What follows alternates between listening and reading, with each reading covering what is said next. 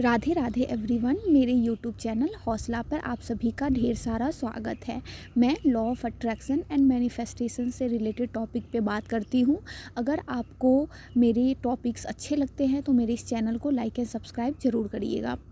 आज मैं जिस टॉपिक पे बात करने जा रही हूँ वो टॉपिक है भगवान से कंप्लेन, जो हम में से 99% लोग करते ही करते हैं। हम भगवान जी से अनगिनत चीज़ें मांगते हैं। भगवान जी ये दे दो, ये काम करा दो, जॉब लगवा दो, रिश्ता हील कर दो, ये कर दो, वो कर दो, बहुत सारी चीज़ें। एंड हम मन्नत भी मांगते हैं कि मेरा ये काम पूरा हुआ तो मैं ये करूँगा, मैं वो करूँगी, या फिर मैं इतने का चढ़ावा चढ़ाऊँगी। ना जाने हम अपने सपनों को पूरा करने के लिए कितने मन्नत मांगते हैं और कहाँ कहाँ मन्नत मांगते हैं। बट क्या मन्नत पूरी होती है, बट कई लोगों की ना नहीं होती है और वो सोचते हैं कि हमारी क्या गलती है, हमने क्या ऐसा कर दिया कि भगवान हमारी नहीं सुनते। हमने तो इतना किया, भगवान की इतनी सेवा करी, इतना पूजा पाठ किया, फिर भी भगवान मेरी लाइफ में कुछ भी अच्छा नहीं करते हैं, मेरी कोई विश पूरी नहीं करते हैं। एक्चुअली पहले मैं भी ऐसे ही सोचती थी कि मैं भगवान जी को इतना मानती हूँ, इतना पूजा पाठ करती हूँ, फिर भी भगवान जी हमेशा मेरी लाइफ में बुरा बुरा ही क्यों करते हैं। एंड मैं ना हमेशा ऐसे रहती थी कि कभी भगवान पे ट्रस्ट किया और फिर जब मेरा कोई काम नहीं बनता था, मेरा भगवान जी से ट्रस्ट ही उठ जाता था। एंड मैं ये समझ नहीं पाती थी कि ऐसा क्यों होता है कि भगवान एक की सुनते हैं, दूसरे की नहीं सुनते हैं।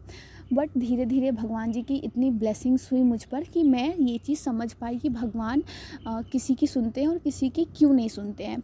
तो मैं आज आपको भी ये चीज़ बताने जा रही हूँ कि भगवान कुछ लोगों की सुनते हैं और कुछ लोगों की क्यों नहीं सुनते हैं, ताकि आप भी अगर कुछ पाना चाहते हो तो वो आप ज़रूर पा सको। भगवान के लिए ना हम सभी बराबर होते हैं।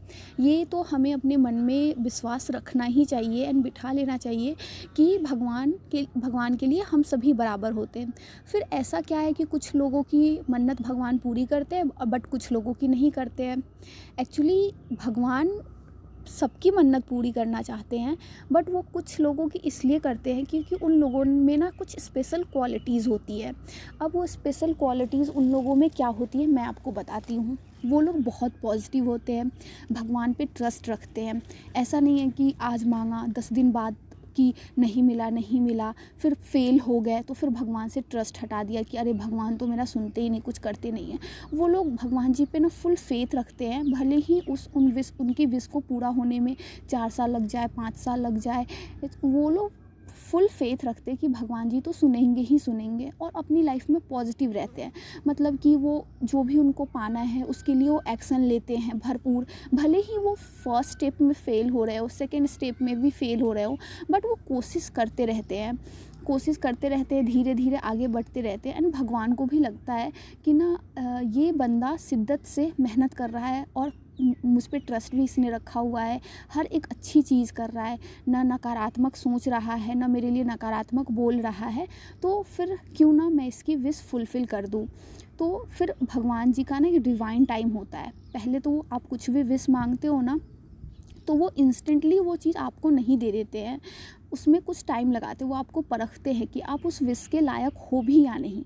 तो वो जो टाइम, उसी को डिवाइन टाइम कहते हैं कि वो जो एक टाइम फेज़ होता है जिसमें भगवान जी आपको टेस्ट करते हैं कि आपका विश्वास डगमगाया तो नहीं है, आप एक्शन ले रहे हो या नहीं ले रहे हो। जब भगवान जी को लगता है कि ये एक्शन भी ले रहा है, पॉजिटिव भी रह रहा है एंड अपना विश्वास भी मेरे ऊपर बनाए हुए हैं, तो वो ना वो चीज़ उसको दे देते हैं, और उसी को डिवाइन टाइम कहते हैं। जब आपको वो चीज़ मिल जाता है तो हमें ना बस तब तक सब्र और विश्वास रखना चाहिए। हमें सोचना चाहिए कि मेरा भी डिवाइन टाइम आएगा जब भगवान जी मेरी विश ज़रूर फुलफ़िल करेंगे।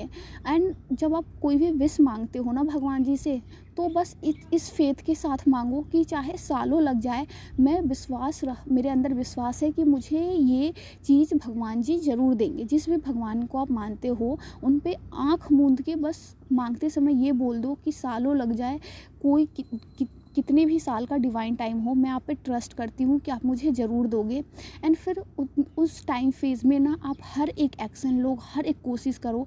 फेल हो जाते हो कोई बात नहीं, फिर से उठो, फिर से कोशिश करो, फिर फेल हो जाते हो कोई बात नहीं, फिर से उठो, फिर से कोशिश करो। एंड ट्रस्ट मी, भगवान जी आपको देंगे। भगवान सबको देने के लिए रेडी रहते हैं, लेकिन जो मेहनत करता है, जो विश्वास रखता है, जो निरंतर कोशिश करते रहता है, भगवान जी उसको इम्पॉसिबल विश भी उसकी पॉसिबल कर देते हैं। एंड गीता में एक लाइन कही गई है, कर्म करो फल की चिंता मत करो। उसका सिंपल मतलब यही है, विश्वास के साथ कर्म करो, फल तुम्हें ज़रूर मिलेगा। अगर आपको मेरा ये समझाना अच्छा लगा है तो मेरे चैनल को लाइक सब्सक्राइब कर सकते हैं।